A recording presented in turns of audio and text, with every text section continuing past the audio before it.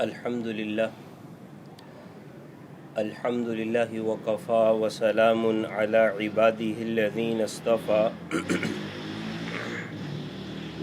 اما بعد فاعوذ باللہ من الشیطان الرجیم بسم اللہ الرحمن الرحیم شہر رمضان الذی انزل فیہ القرآن صدق اللہ العظیم ونحن على ذلك لمن الشاہدین والشاکرین والحمد للہ رب العالمین۔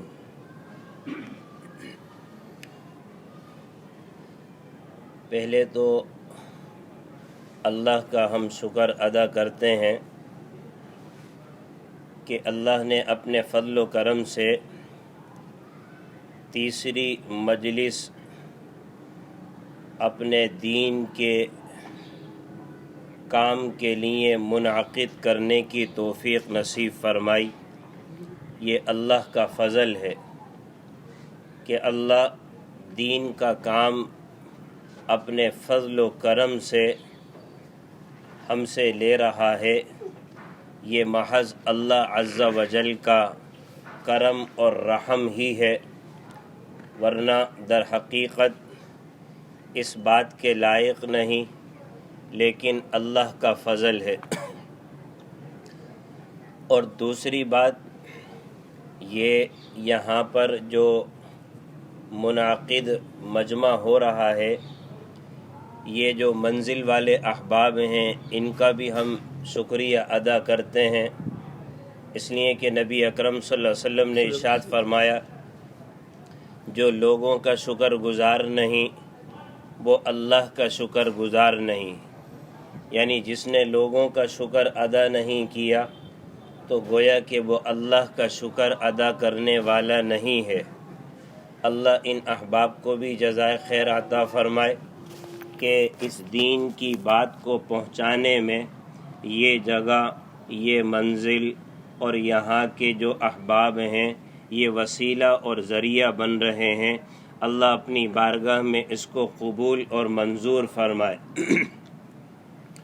اور اس کے علاوہ جو اور احباب یہاں پر ہیں، وہ بھی در حقیقت اس دین کے بات کے پھیلانے کا ذریعہ اور سبب ہیں، اس لیے کہ وہ مجلس کا حصہ ہیں اور مجلس انہی افراد سے وجود میں آ رہی ہے، لہذا در حقیقت یہ بھی دین کے پہنچانے میں جو مجلس ہے، دین کی بات پہنچانے میں جو اجتماع ہے، اس کا حصہ بن کر در حقیقت اس دین کے پہنچانے میں سبب اور ذریعہ بن رہے ہیں۔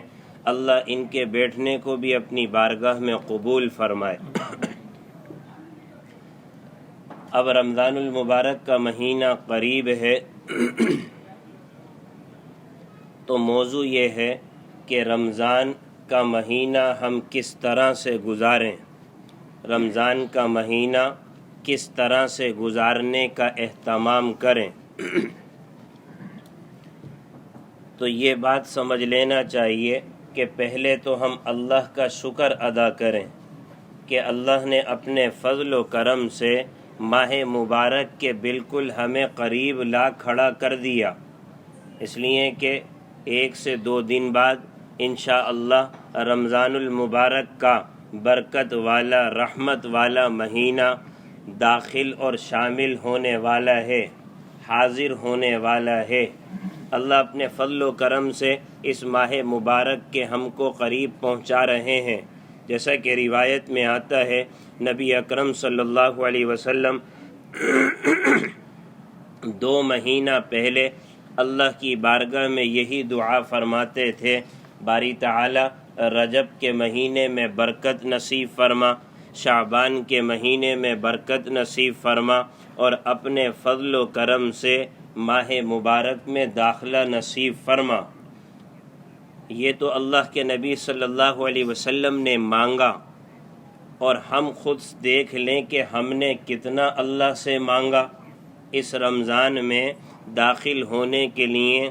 آیا کیا 10 مرتبہ بھی ہم نے اللہ کی بارگاہ میں دعا کر لی، باری تعالی یہ ماہ مبارک ہمیں نصیب فرما؟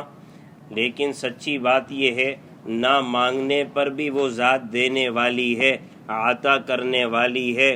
وہ اپنے فضل و کرم سے اس ماہ مبارک کو اور اس ماہ مبارک میں ہمیں داخلہ دے رہی ہے، یہ اس کا فضل ہے۔ ہمارے کوئی اعمال کا کارنامہ نہیں ہے، ہماری کوئی نیکی کا کارنامہ نہیں ہے، یہ محض اللہ کا فضل ہے کہ اللہ نے اس ماہ مبارک میں ہمیں داخلے کے حوالے سے بالکل قریب کر دیا۔ اب اللہ سے یہی دعا ہے باری تعالی اپنے فضل و کرم سے عافیت کے ساتھ ماہ مبارک میں داخلہ نصیب فرما۔ اب یہ مہینہ اتنا عظمت والا مہینہ ہے تو پہلے اس مہینے کی عظمت کو ہم سمجھیں تاکہ اس مہینے کو کس طرح سے گزارا جائے تو پھر گزارنے کے حوالے سے ہم تیار ہو سکیں۔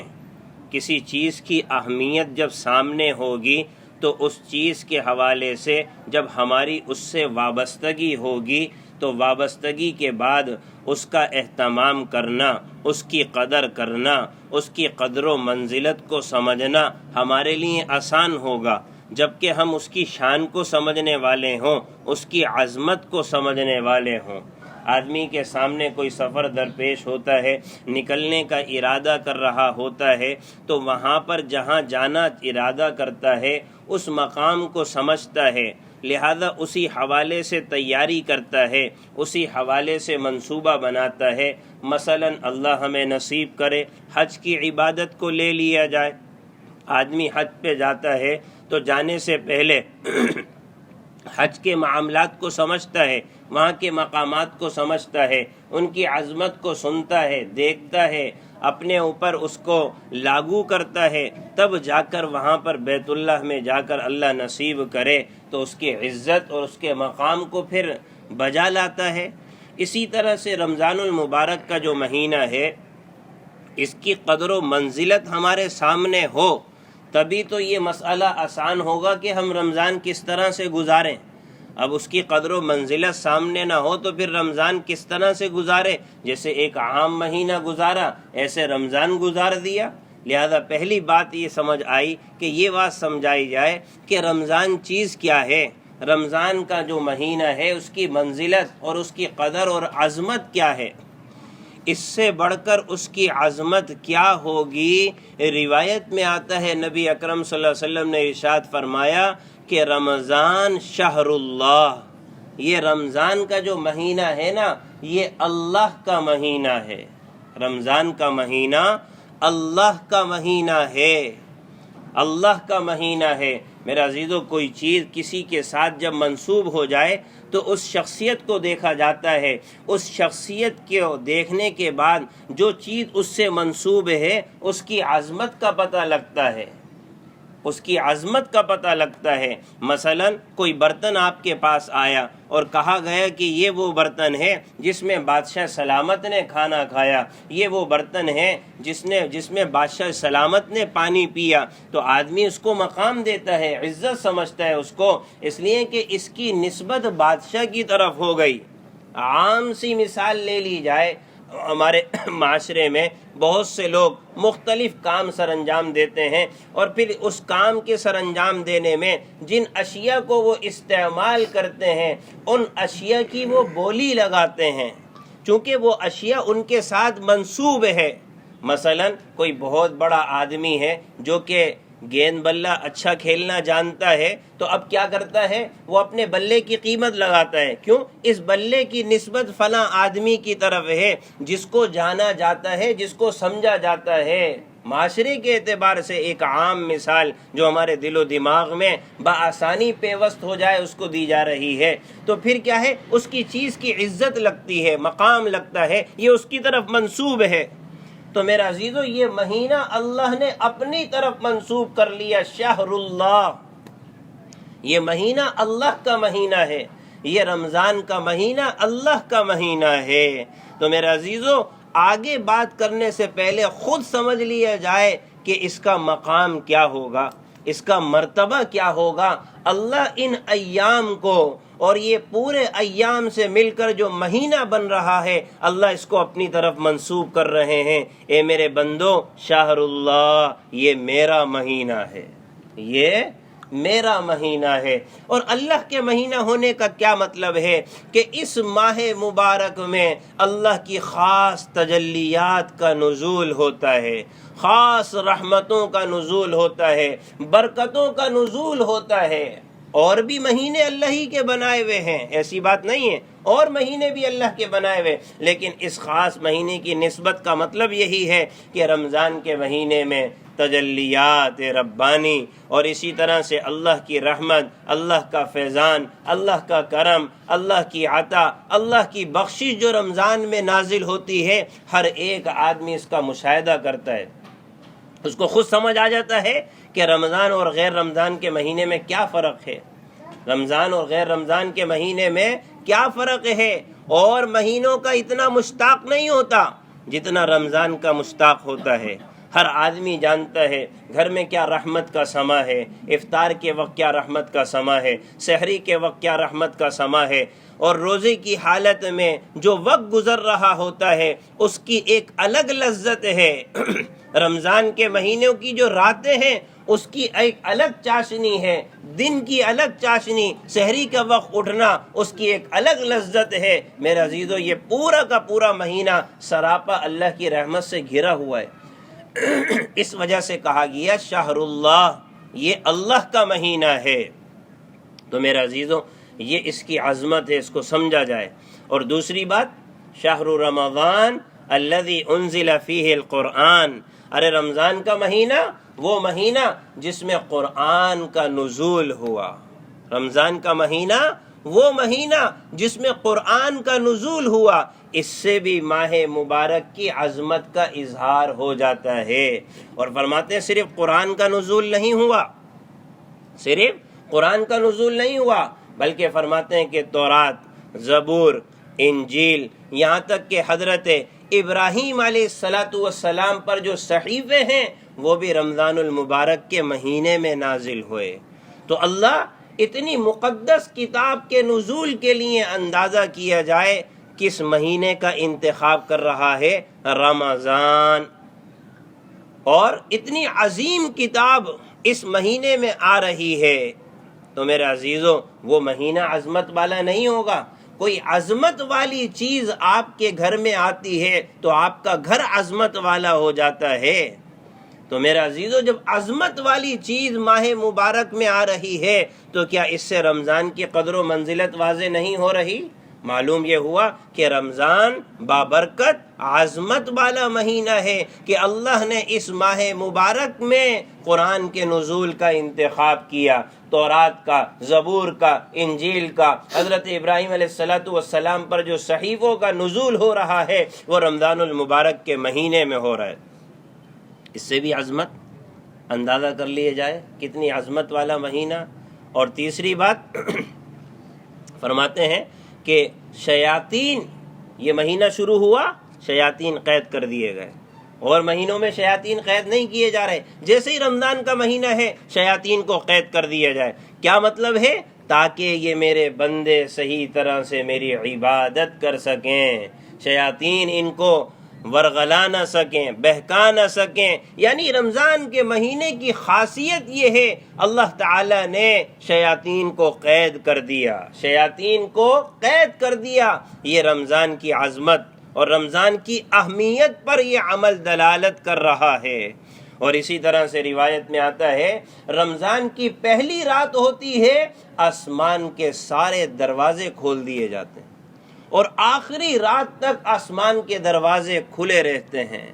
شیاطین قید کر دیے گئے، آسمان کے دروازے کھول دیے گئے۔ اور روایت میں آتا ہے جو ہی رمضان شروع ہوتا ہے جنت کو آراستہ کیا جا رہا ہوتا ہے مومن بندوں کے واسطے، مومن بندوں کے واسطے۔ اور جنت سے کہا جا رہا ہوتا ہے قریب ہے میرے بندے، دنیا کی مشقتوں کو اپنے اوپر سے پھینک کر جھیل کر تیری طرف آویں، لہذا فرشتوں کو حکم دے دیا گیا جنت کو آراستہ کیا جائے استقبال کے اعتبار سے، ورنہ جنت تو ہے ہی حسین، جنت تو ہے ہی حسین، لیکن استقبال، ہماری عظمت، ہماری شان اور ہماری قدر و منزلت اللہ ہمیں بتا رہے ہیں۔ یہ رمضان کا مہینہ آیا اور جنت کو آراستہ کیا جانے لگا روزے داروں کی وجہ سے۔ اور روایت میں آتا ہے نبی اکرم صلی اللہ علیہ وسلم نے ارشاد فرمایا کہ جنت کے دروازے کھول دیے جاتے ہیں، پہلی رات سے جنت کے دروازے کھول دیے جاتے ہیں اور جہنم کے دروازے بند کر دیے جاتے ہیں، اور پھر ندا دینے والا ندا دیتا ہے، آواز لگانے والا آواز لگاتا ہے کوئی استغفار کرنے والا، ہے کوئی توبہ کرنے والا، ہے کوئی دعا کرنے والا، ہے کوئی سوال کرنے والا۔ رمضان کا مہینہ، اور مہینوں میں یہ فضیلت نہیں ہے، رمضان کے مہینے میں سوال ہو رہا ہے، جیسے ہی پہلی رات آواز لگ رہی ہے کوئی استغفار کرنے والا جس کے استغفار کو قبول کر لیا جائے، ہے کوئی توبہ کرنے والا جس کی توبہ کو قبول کر لیا جائے، ہے کوئی سوال کرنے والا جس کو عطا کر دیا جائے، ہے کوئی مانگنے والا جس کو دے دیا جائے۔ جیسے ہی رمضان کا مہینہ، اللہ کی طرف سے ندا، فرشتہ لگا رہا ہے کہ میرے بندے رمضان کے مہینے میں میرے قریب آ رہے ہیں۔ یہ رمضان کی خاصیت ہے اور مہینے کی خاصیت نہیں ہے۔ اور روایت میں آتا ہے نبی اکرم صلی اللہ علیہ وسلم نے ارشاد فرمایا کہ رمضان کی جو راتیں ہیں، فرمایا کہ جیسے ہی افطار کا وقت ہوتا ہے، افطار کے وقت میں اللہ تعالی 60,000 افراد کو روزانہ جہنم سے آزاد فرماتے ہیں، اور یہ جتنا مجموعہ ہوتا ہے آخری رات کو اللہ اتنے ہی مجموعے کو جہنم سے آزاد فرما دیتے ہیں۔ ایک روایت میں آتا ہے 6 لاکھ افراد کو جہنم سے آزاد کیا جاتا ہے، اور آخر میں پورے رمضان کے بعد جتنا مجموعہ بنتا ہے اتنا ہی مجموعہ جہنم سے آزاد کر دیا جاتا ہے۔ ایک روایت میں آیا 10 لاکھ افراد کو روزانہ جہنم سے آزاد کیا جاتا ہے، اور پورے رمضان میں جتنا مجمع بنتا ہے مجموعہ، آخر میں اللہ اتنے مجموعے کو پھر آزاد فرما دیتے ہیں۔ در حقیقت اس سے اشارہ ہے کہ اللہ اتنی مغفرت فرماتے ہیں رمضان میں کہ ہم شمار نہیں کر سکتے۔ یہ تو ہمارے سامنے عدد بیان کر دیا گیا، لیکن یہ عدد مجموعے کے اعتبار سے مسلمان بیٹھے تو اشارہ اس بات کی طرف ملتا ہے کہ اللہ ان گنت لوگوں کو جہنم سے آزاد فرما دیتے ہیں۔ لیکن کون سا مہینہ؟ رمضان کا مہینہ۔ اور رمضان کا مہینہ آیا، آپ نے نفل پڑھے، فرض کا ثواب، نفل پڑھے، فرض کا ثواب، اور وہ والا فرض جو غیر رمضان میں آپ ادا کرتے ہیں، اور آپ نے فرض ادا کیا، اتنا ثواب جتنا غیر رمضان میں آپ نے 70 فرائض کو ادا کیا۔ 70 فرائض۔ تو میرا عزیزو، یہ ساری باتیں بتا رہی ہیں کہ رمضان کیا چیز ہے۔ رمضان عظمت والا مہینہ، رمضان شان والا مہینہ، رمضان قدر والا مہینہ۔ تو میرا عزیزو، اب سوال یہ ہوتا ہے، جب یہ ساری باتیں سامنے آ گئیں تو اب پھر یہ عمل متوجہ ہوتا ہے کہ بھائی اتنا عظمت والا مہینہ، تو اس کو کس طرح سے گزاریں، اس کو کس طرح سے گزاریں۔ اگر بغیر عظمت کے ہم یہی بات شروع کر دیتے تو بات کو سمجھانے میں اتنی بات جو ہے وہ آگے دل و دماغ کے اعتبار سے ترقی نہ کرتی۔ لیکن جب پہلے اس کی عظمت کو بتایا کہ دیکھو یہ عظمت والا مہینہ ہے، اب دل و دماغ میں بات آئے گی کہ ہاں عظمت والا مہینہ ہے، تو اب فکر ہونی چاہیے کہ اس عظمت والے مہینے کو کس طرح سے گزارا جائے۔ اللہ نے اتنا عظمت والا مہینہ بنا دیا، اگر ہم نے ایسے ہی گزار دیا، ناقدری میں گزار دیا، تو پھر آپ کو پتہ ہونا چاہیے کہ اللہ تعالی جب آدمی ناشکری پر آتا ہے نا، تو اپنی نعمت کو اللہ اس سے واپس لے لیتے ہیں۔ اور اللہ حفاظت فرمائے، رمضان کی اگر ناقدری کی تو مبادا یہ نہ ہو کہ اگلا رمضان نصیب نہ ہو، اللہ نہ کرے کہ رمضان کی ناقدری کی، رمضان کا اکرام نہیں کیا، رمضان کا خیال نہیں کیا، ناشکری کی، اللہ تعالیٰ دیتے وقت کوئی ہمارے اعمال کو نہیں دیکھتے، بغیر استحقاق کے دے دیتے ہیں، لیکن اللہ جب کسی نعمت کو واپس لیتے ہیں تو ہماری ناشکری کی بنیاد پر لیتے ہیں۔ تو لہذا اب ہماری ذمہ داری ہے کہ یہ سوچ ہونی چاہیے، یہ فکر ہونی چاہیے کہ رمضان ہمارا کس طرح سے گزر جائے، رمضان ہمارا بن جائے، اچھی طرح سے گزر جائے۔ تو میرے عزیزوں، جب اتنی عظمت والا مہینہ ہے تو اس میں داخلے کے لیے صفائی ستھرائی کی بھی ضرورت ہے، صفائی ستھرائی کی بھی ضرورت ہے۔ مطلب کیا ہے؟ 1 سے 2 دن باقی ہیں، اللہ کی بارگاہ میں سچی توبہ کر لے، باری تعالی ہم معافی چاہتے ہیں، ہم گناہ گار ہیں، ہم ناپاک ہیں، گناہوں کے حوالے سے ہم نجس ہیں، گناہوں کے حوالے سے ہمارے اوپر بڑی گندگی ہے، گناہوں کے حوالے سے ہمارے اوپر بڑی نجاست ہے، باری تعالی ہم گناہ گار ہیں۔ آپ کا مقدس مہینہ آ رہا ہے جس کو آپ کے متعلق کہا گیا کہ شہر اللہ کا مہینہ ہے۔ باری تعالی اس ماہ مبارک میں آپ ہمیں داخلہ نصیب فرما رہے ہیں۔ اس سے پہلے ہم آپ کی بارگاہ میں توبہ اور تائب ہو کر استغفار کر کے اپنے آپ کو پاک صاف کرنا چاہتے ہیں۔ آپ ہمیں گناہوں سے صاف کر دیجئے، آپ ہمارے گناہوں کو مٹا دیجئے، آپ ہمیں طہارت گناہوں کے حوالے سے نصیب فرما دیجئے، پاک صاف کر کے یا اللہ ہمیں ماہ مبارک میں داخلہ نصیب فرمائیے۔ یہ پہلا عمل اللہ کی بارگاہ میں۔ ہر انسان جانتا ہے کہ میں کتنا اللہ کا فرما بردار ہوں، کتنا نافرمان ہوں، کہنے کی ضرورت نہیں، بتانے کی ضرورت نہیں۔ اس ذات کے آگے آدمی اکیلے میں، تنہائی میں، گوشے میں جا کر 2 نفل پڑھ لے صلاۃ التوبہ کے، 2 سجدے کر لے، اس کے بعد اس کی بارگاہ میں ہاتھ اٹھا لے، باری تعالی استغفر اللہ ربی من کل ذنب واتوب الیہ، سچے دل سے توبہ کر لے، اللہ آسمان زمین بھر کے گناہوں معاف فرما دیتے ہیں۔ لہذا اپنے آپ کو پاک صاف کرنا ہے۔ آدمی حج پہ جاتا ہے نا، کیسی تیاری کر رہا ہوتا ہے، بھائی اتنی مقدس۔ تو میرا عزیز، رمضان اللہ کا مہینہ ہے، وہ بیت اللہ اللہ کا گھر ہے، بیت اللہ اللہ کا گھر ہے، یہ شہر اللہ کا مہینہ ہے۔ کیا اس کے لیے پاکی نہیں؟ اس کے لیے صفائی نہیں؟ اس کے لیے طہارت نہیں؟ ارے اس کا اکرام، اس کا اکرام، اس کے مرتبے کو سمجھنا، اس کی قدر و منزلت کو سمجھنا۔ میرا عزیزوں، اس سے پہلے اللہ کی بارگاہ میں سچی توبہ اور استغفار کر لیا جائے۔ باری تعالی ہم اس قابل نہیں تھے، ہم اس لائق نہیں تھے، ہمارے اعمال اس لائق نہیں تھے، ہمارے اعمال اس قابل نہیں تھے، محض آپ کا فضل ہے، محض آپ کا فضل ہے۔ ہمیں اپنے اعمال پر گھمنڈ نہیں کرنا چاہیے کہ ہم بہت بڑے متقی پرہیزگار ہیں یا ہم بہت کچھ کرتے ہیں، نہیں۔ باری تعالیٰ جو کچھ ہے آپ کا فضل ہے، جو کچھ بھی ہے آپ کا فضل ہے، آپ کا کرم ہے، آپ کا رحم ہے کہ ہم کچھ نیک اعمال کرتے ہیں۔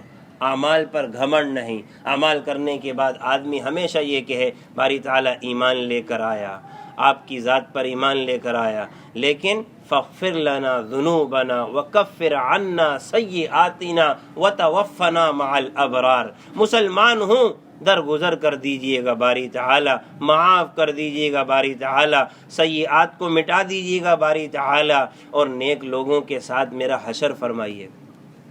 آدمی ہمیشہ یہ، تو لہذا پہلا عمل یہ، اور دوسرا عمل یہ ہے میرے عزیزوں، رمضان کا مہینہ ہے، بابرکت مہینہ ہے، ایسے میں آدمی نے اگر کسی کو تکلیف پہنچائی ہو، کسی کو تکلیف پہنچائی ہو جانے میں انجانے میں، تو میرے عزیزوں یہاں پر اس کے حوالے سے بھی معذرت کر لے، اس کے حوالے سے بھی معذرت کر لے۔ کسی کا دل دکھایا، کسی کو تکلیف پہنچائی، کسی کے لیے دل میں بغض ہے، حسد ہے، کینہ ہے، نفرت ہے، عداوت ہے، دشمنی ہے، پاک صاف کر لے۔ اپنے مسلمان بھائی کے لیے اپنے دل کو صاف کر لے اور معاف کر دے۔ اگر اس کو تکلیف پہنچائی ہے، اس کے پاس جا کر اس سے 2 بول معذرت کے کر لے، تاکہ حقوق العباد کی بھی ادائیگی ہو جائے، حقوق اللہ کے ساتھ حقوق العباد کی بھی ادائیگی ہو جائے۔ اس لیے کہ یہ بھی ایک گناہ کا سلسلہ ہے، اللہ کو ناراض کرنے کے علاوہ مخلوق کو بھی ناراض کرنا، تکلیف پہنچانا، یہ بھی ایک گناہ کا عمل ہے۔ اس حوالے سے بھی غور فکر کر لیا جائے۔ رمضان کا مہینہ داخل ہو رہا ہے، مغفرت والا، بخشش والا، رحمت والا، درگزر والا۔ اللہ ہم سے درگزر کر رہا ہے تو ہم مخلوق کے ساتھ درگزر کر لیں۔ اگر کسی نے ہمیں تکلیف دی ہم معاف کر دیں، اگر کسی کو ہم نے تکلیف دی ہے تو ہم اس سے معافی مانگ لیں۔ آدمی معافی مانگنے سے چھوٹا نہیں ہوتا۔ من تواضع للہ رفعہ اللہ، من تواضع للہ رفعہ اللہ۔ جو آدمی تواضع اختیار کرتا ہے اللہ اس کو بلندی نصیب فرماتے ہیں۔ کوئی آدمی اگر معذرت کر رہا ہے تو کس کے لیے کر رہا ہے؟ اللہ کے لیے کر رہا ہے۔ اللہ دلوں کی صفائی کو جانتا ہے، اللہ دلوں کے حال کو جانتا ہے۔ باری تعالیٰ آپ کی رضا کے لیے میں نے ہاتھ جوڑے، آپ کی رضا کے لیے میں نے معافی تلافی کا معاملہ کیا، لہذا اللہ کے لیے کرے گا، اللہ بلندی نصیب فرمائیں گے۔ جھکنے سے آدمی چھوٹا نہیں ہوتا میرے عزیزوں، لہذا اس کا بھی اہتمام کر لیے جائے۔ اور باقی یہ ہے کہ میں تو یہ سمجھتا ہوں میرے عزیزوں، رمضان سے پہلے آدمی غسل کا بھی اہتمام کرے، اگرچہ سنت واجب نہیں ہے بھائی، بات سمجھ میں آ رہی ہے، مستحب بھی نہیں ہے، لیکن ایک اکرام، آدمی اپنے آپ کو بھائی رمضان کے لیے حشاش بشاش کرے، اور جیسے ہی رمضان کا مبارک کا مہینہ آئے تو اپنے آپ کو فرماتے ہیں کہ باوضو رکھنے کا اہتمام کرے۔ رمضان کے مہینے میں باوضو رکھنے کا اہتمام کرے، اور وضو کے ساتھ ہو سکے تو 2 نفل صلاۃ الوضو بھی پڑھ لے، تحیۃ الوضو بھی پڑھ لے۔ یہ اہتمام کی بات ہے، فرض واجب کی بات نہیں کر رہا۔ اکرام اس کو عزت دینا کہ بھائی میں رمضان کا مہینہ باوضو رہوں گا، بڑا مقدس مہینہ ہے، عظمت والا مہینہ ہے، عظمت والا مہینہ ہے۔ اب آدمی اگر بالفرض پہلے ہی سے بے وضو ہے مسجد میں چلا جائے، جائز ہے، پہلے سے بے وضو ہے مسجد میں چلے، لیکن آدمی کہہ رہے کہ اللہ کا گھر ہے میں باوضو جاؤں گا۔ اسی طرح سے شہر اللہ، رمضان شہر اللہ، میں باوضو رہوں گا، باوضو رہوں گا، اور پھر 2 رکعت نماز نفل بھی پڑھ لے باوضو ہو کر۔ اور پھر اس کی فضیلت آدمی دیکھ لے ذرا، کہ روایت میں آتا ہے نبی اکرم صلی اللہ علیہ وسلم جب معراج ہوئی آپ صلی اللہ علیہ وسلم کو، تو آپ نے جناب والا حضرت بلال حبشی رضی اللہ عنہ کی قدموں کی آہٹ اپنے سے آگے سنی، اپنے سے آگے حضرت بلال کے قدموں کی آہٹ اللہ کے نبی صلی اللہ علیہ وسلم سننے لگے۔ تو پھر حضرت بلال کو بلایا کہ لیں بلال کیا عمل ہے بھائی ایسا کہ میں جنت میں دیکھ رہا ہوں کہ مجھ سے آگے تمہارے قدموں کی آہٹ آ رہی ہے میرے کان میں، کیا کرتے ہو؟ کہنے لے یا رسول اللہ میرا کام یہ ہے کہ میں ہمیشہ باوضو رہنے کا اہتمام کرتا ہوں، اور یعنی کہ باوضو کا مطلب کیا ہے کہ میں وضو کر کے تحیۃ الوضو پڑھنے کا اہتمام کر لیتا ہوں، لہذا باوضو رہنا اور اس کے ساتھ ساتھ 2 رکعت نماز بھی پڑھ لینا رمضان کے اکرام میں اللہ لازماً اس کو پسند کرے گا۔ فرض نہیں، واجب نہیں، سنت نہیں، مستحب رمضان کے حوالے سے نہیں، اکرام، رمضان کا اکرام، رمضان کا استقبال۔ اللہ کا مہینہ ہمارے پاس آ رہا ہے، ہم مسجد میں جائیں بغیر وضو جائز ہے، بغیر وضو، لیکن کیا ہے اللہ کا گھر ہے۔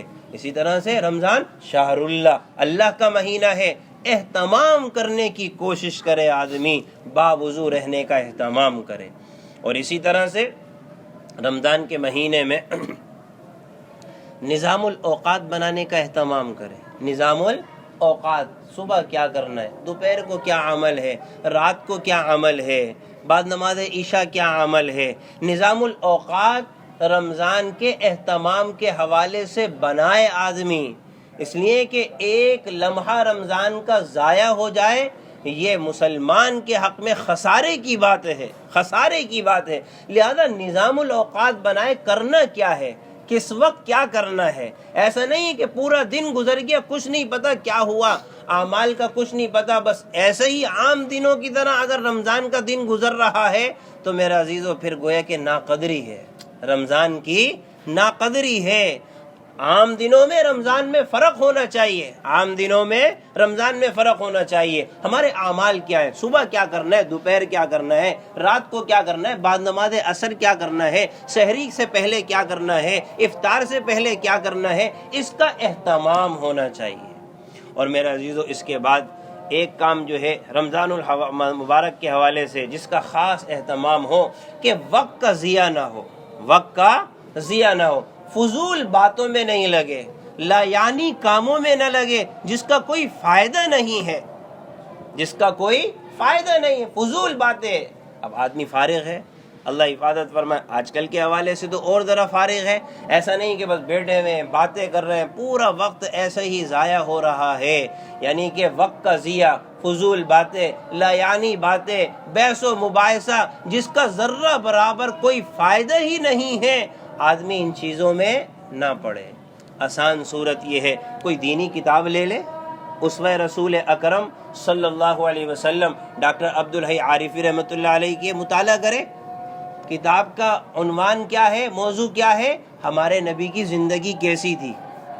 ہر آدمی چاہتا ہے نا بھائی نبی کی زندگی کیسی تھی، انہوں نے پوری کتاب میں جمع کر دیا، ایک چھوٹی سی ایک کتاب ہے اسوہ رسول اکرم، مطالعہ ہونا چاہیے۔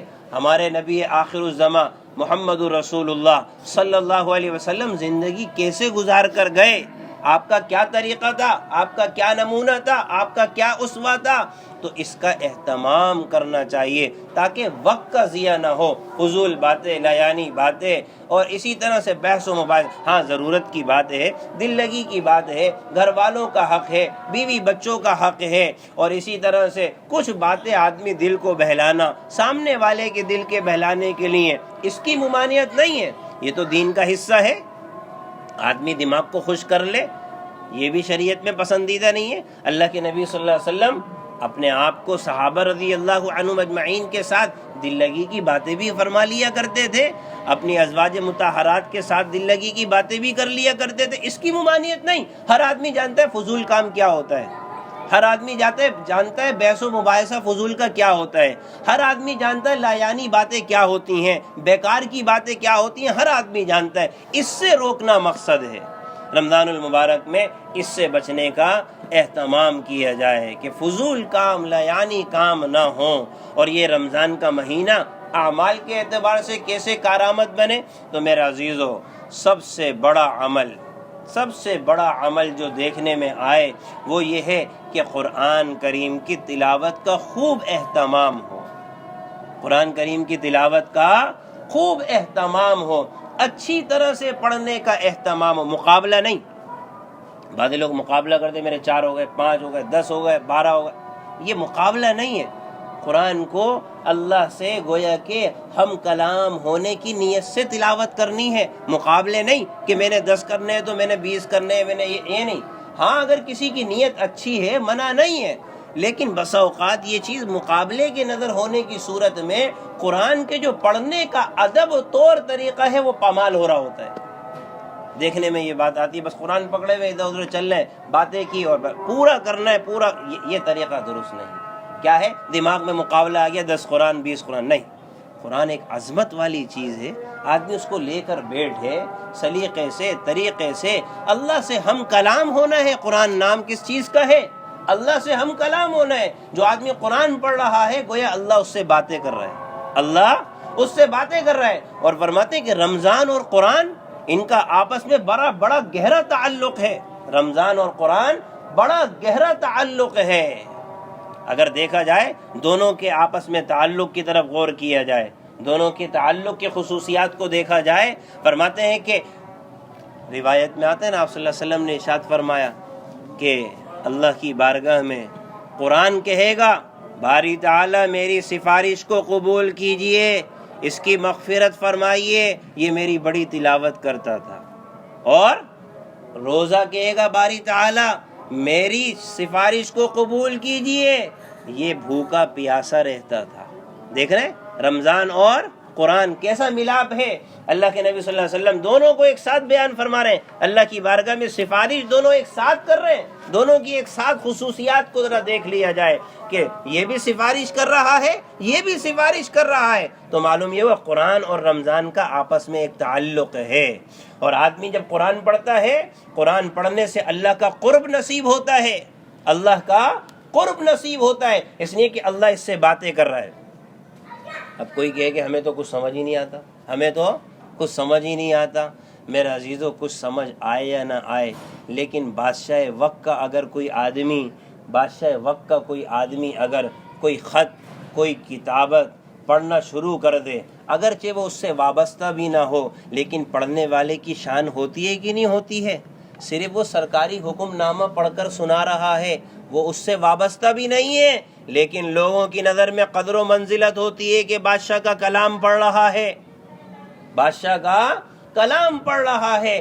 اسی طرح سے ٹھیک ہے ہمیں سمجھ میں نہیں آ رہا، لیکن اللہ نے ہمیں اس کے پڑھنے کی توفیق دی، یہ اللہ کا فضل ہے، اللہ کا فضل ہے۔ حضرت امام احمد ابن حنبل رحمۃ اللہ علیہ نے غالباً خواب میں دیکھا نا، باری تعالیٰ سے یہی کہا کہ بھائی کہ یہ قرب، آپ کا قرب کس طرح نصیب ہو رہا ہے؟ یہ قرآن کی برکت سے۔ اور آپ نے سوال کیا کہ پڑھنے والا سمجھ رہا ہو یا نہ سمجھ رہا ہو، فرمایا دونوں چیزیں برابر ہیں، سمجھ رہا ہو تب بھی، نہ سمجھ رہا ہو تب بھی پڑھنے والے کو اللہ کا قرب نصیب ہوتا ہے، اللہ کا قرب نصیب ہوتا ہے۔ اسی طرح سے روزے کو اٹھا لیا جائے، لعلکم تتقون، تاکہ تم تقوی پرہیزگاری، پرہیزگاری اللہ کی رضا، اللہ کی رضا، اللہ کی قربت، اللہ کا تعلق، اللہ کا تعلق۔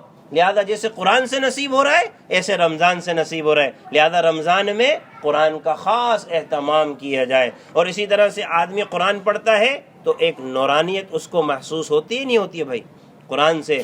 تو میرا عزیزو، اسی طرح سے ہم اور آپ مشاہدہ کرتے ہیں کہ روزے سے کتنی نورانیت نصیب ہوتی ہے، قلب کی کتنی صفائی ہوتی ہے، کس قدر پاکیزگی نصیب ہوتی ہے، کس قدر تزکیہ ہوتا ہے۔ تو میرا عزیزو، یہ روحانی کیفیات جو حاصل ہو رہی ہے یہ روزے سے حاصل ہو رہی ہیں۔ خلاصہ کیا نکلتا ہے؟ رمضان اور قرآن کا تعلق ہے، لہذا رمضان میں اہتمام کے ساتھ قرآن پڑھنے کا اہتمام کیا جائے، وقت کا ضیاع نہ ہو، روز آنا کم سے کم ایک پارہ پڑھنے کا اہتمام کیا جائے، ایک پارہ۔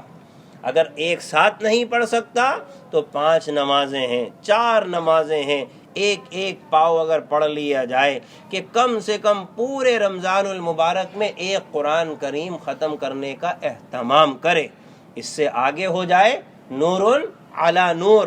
لہذا دوسرا عمل جو ہے آدمی یہ اختیار کرے کہ رمضان کس طرح سے گزارے؟ قرآن کی تلاوت سے، قرآن کی تلاوت سے اپنے گھروں کو بھی ہم آباد کریں، اپنے گھروں کو بھی آباد کریں۔ آج کل کے اعتبار سے موقع ہے، عموماً دیکھنے میں یہ بات آتی ہے گھروں میں قرآن کی تلاوت کم ہوتی ہے، گھروں میں قرآن کی تلاوت، اور سچی بات ہے کہ نہ ہونے کے برابر ہوتی ہے، نہ ہونے کے۔ ہاں وہ پرانے بوڑھے تھے وہ جو پڑھتے تھے، پرانے بوڑھے تھے جو پڑھتے تھے، پرانے بوڑھے لوگ تھے، بڑھیائیں تھیں جن کے گھروں سے قرآن کی آوازیں آتی تھیں۔ میرا عزیزو، آج کل آوازیں نہیں آتی، اور جس گھر میں قرآن کی تلاوت نہ ہو، جس گھر میں قرآن کی تلاوت نہ ہو، حضرت ابو ہریرہ رضی اللہ عنہ کیا فرماتے ہیں؟ اس گھر میں شیاطین بسیرا کر لیتے ہیں، اس گھر میں شیاطین بسیرا کر لیتے ہیں، اس گھر میں خیر و برکت نہیں ہوتی جہاں پر قرآن کی تلاوت نہ ہو۔ لہذا رمضان کا مہینہ ہے، اپنے گھروں کو قرآن کی تلاوت سے آباد کریں، اور خوب کثرت سے ہو سکے تو قرآن پڑھنے کا اہتمام کریں۔ اور اس کے بعد ایک عمل اور ہے، کس طرح سے رمضان گزاریں؟ اللہ کا ذکر، اللہ کے ذکر کا خوب اہتمام کریں، اللہ کو یاد کرنا۔ اور آپ صلی اللہ علیہ وسلم نے ارشاد فرما دیا نا رمضان کے متعلق، تمہیں 4 چیزیں خصوصیت کے ساتھ بیان کر رہا ہوں، جس میں سے 2 چیزیں ایسی ہیں جو تمہارے رب تمہارے لیے تم اس سے اپنے رب کو راضی کرو گے، اور 2 چیزیں ایسی ہیں جن سے تمہارے کو کوئی چارہ کار یعنی چھٹکارا نہیں ہے۔ 2 چیزیں وہ جن سے تم اپنے رب کو راضی کرو گے، لا الہ الا اللہ، کثرت سے پڑھو لا الہ الا اللہ۔ لا الہ الا اللہ کیا چیز ہے؟ لا الہ الا اللہ کیا چیز ہے؟ حضرت موسیٰ علیہ السلام کہہ رہے ہیں باری تعالیٰ مجھے کوئی خاص وظیفہ عنایت فرما دیجئے، مجھے کوئی خاص وظیفہ عنایت فرما دیجئے۔ اللہ فرما رہے ہیں کہ اے موسیٰ لا الہ الا اللہ پڑھ لو۔ کہا کہ باری تعالیٰ یہ تو سب پڑھتے ہیں۔ پھر اللہ نے فرمایا اے موسیٰ لا الہ الا اللہ پڑھ لو۔ کہا کہ باری تعالیٰ کوئی خاص وظیفہ اپنی ذات کے حوالے سے چاہ رہا ہوں۔ تو اللہ عز و جل فرما رہے ہیں کہ اے موسیٰ یہ لا الہ الا اللہ کی شان کیا ہے؟ پورا آسمان اور زمین ایک پڑلے میں رکھ دیا جائے اور لا الہ الا اللہ ایک پڑلے میں رکھ دیا جائے تو یہ جھک جائے گا اور یہ آسمان اور زمین والا پڑلہ اوپر اٹھ جائے گا۔ اتنی قدر و منزلت لا الہ الا اللہ. کثرت سے رمضان المبارک کا وظیفہ ذکر کے حوالے سے لا الہ الا اللہ، لا الہ الا اللہ، لا الہ الا اللہ. آدمی اس کو کثرت سے پڑھنے کا اہتمام کرے. اور دوسری چیز استغفر اللہ. دوسری چیز آپ نے کیا فرمائی؟ لا الہ الا اللہ، استغفر اللہ، استغفر اللہ. حضرت عمر رضی اللہ عنہ فرماتے ہیں جو آدمی استغفار کو لازم پکڑ لیتا ہے نا، استغفار کو، اللہ تعالی ہر تنگی سے نجات عطا فرماتے ہیں اور ایسی جگہ سے اس کو رزق عطا فرماتے ہیں جہاں سے اس کے وہم و گمان میں نہیں ہوتا، جہاں سے وہم و گمان میں نہیں ہوتا اللہ رزق عطا فرماتے ہیں. استغفار کو لازم پکڑ لیا جائے. اور اس روایت کو بھی یاد رکھا جائے کہ ابلیس نے اللہ سے کیا کہا؟ تیرے عزت کی قسم، تیرے جلال کی قسم، جب تک کہ بنی آدم کی جان میں جان ہوگی ان کو گمراہ کرتا رہوں گا. اللہ نے فرمایا میری بھی عزت کی قسم، میرے بھی جلال کی قسم، جب تک کہ یہ استغفار کرتے رہیں گے بخشتا رہوں گا. جب تک کہ استغفار کرتے رہیں گے بخشتا رہوں گا.